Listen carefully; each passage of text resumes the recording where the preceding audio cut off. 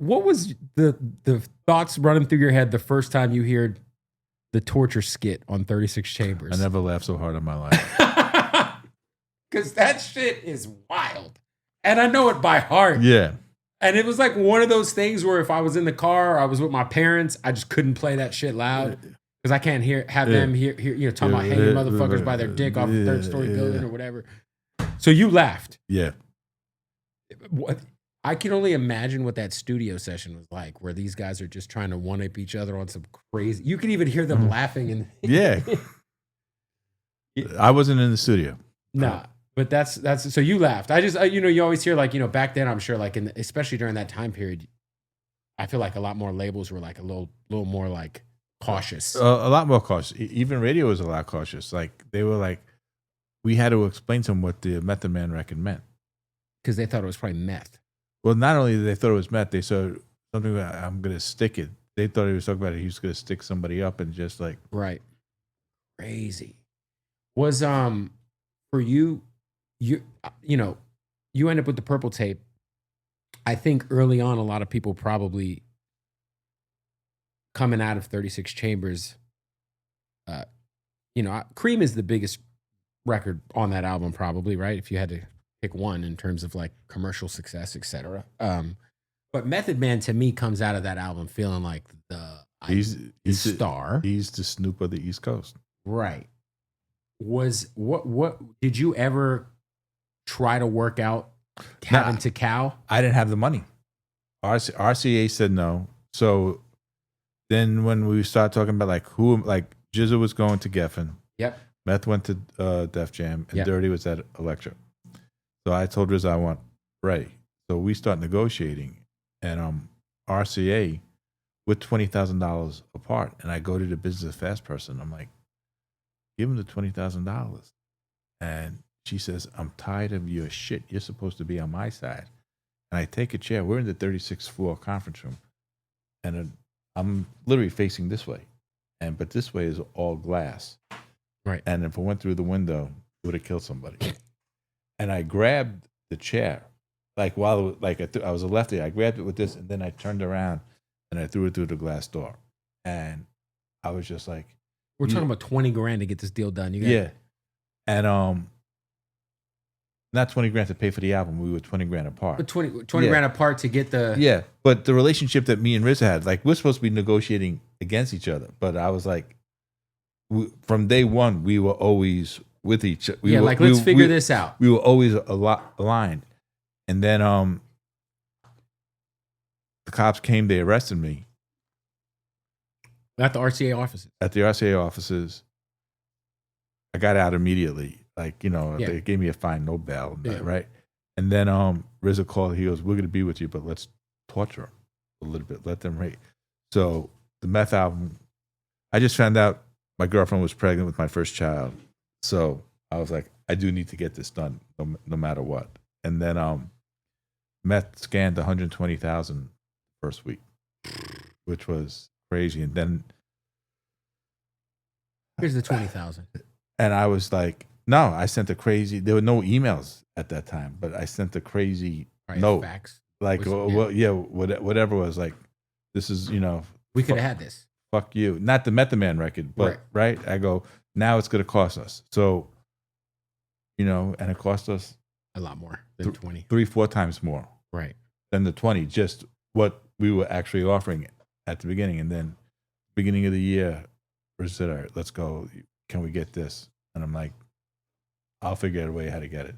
Did you have any, like when you, because again, nothing sounds like the Purple Tape.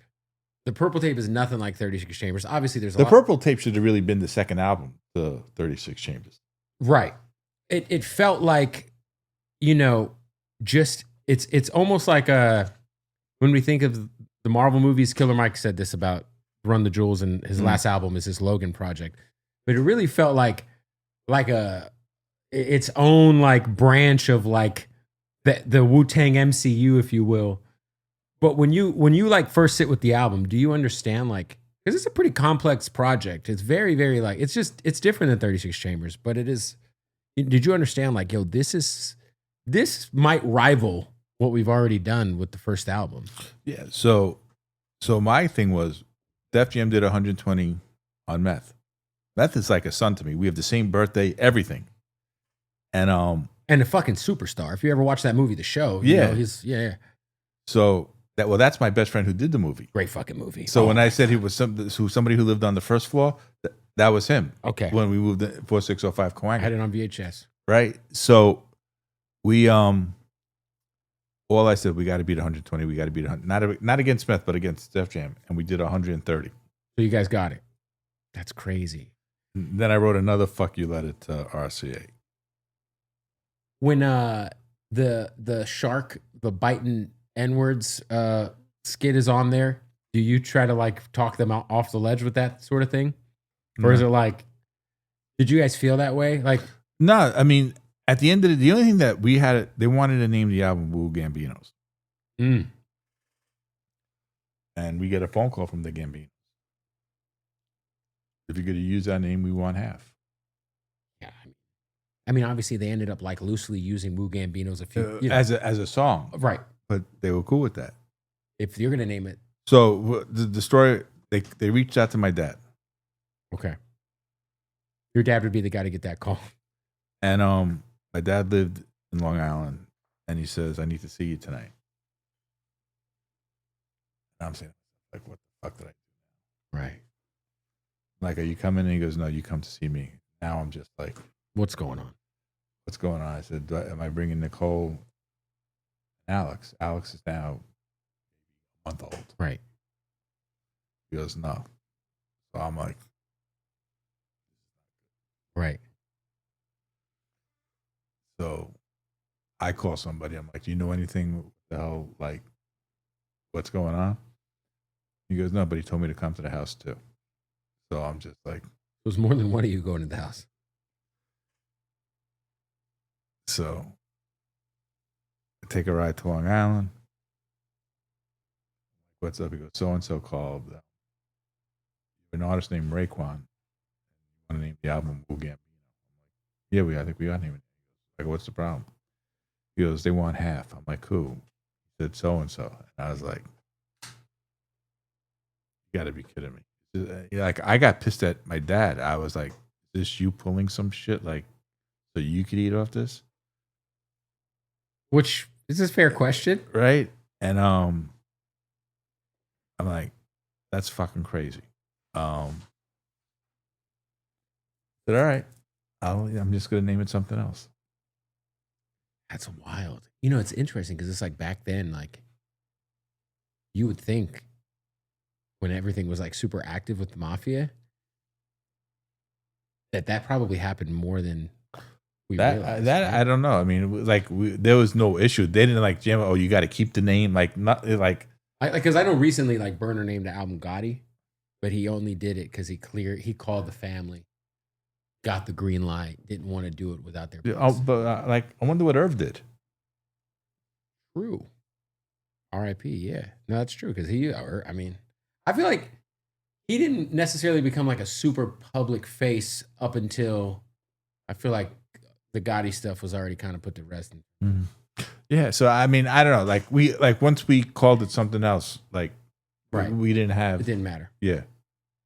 Do you know how that like was there other name contenders besides Only Built for Cuban Links when you guys had to change it? No, I was more nervous that I had to tell Ray. And Ray was like the same expression as me. He goes, "You got to be kidding me." I'm like, "Nah." I'm like, did he already have the backup name?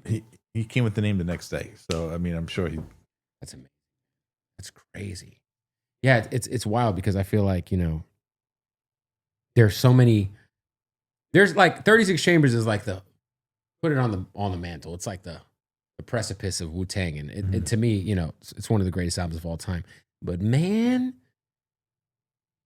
Only Built for Cuban Links and Liquid Swords, they have a lot to say about which of those three albums is the best because they are all incredible.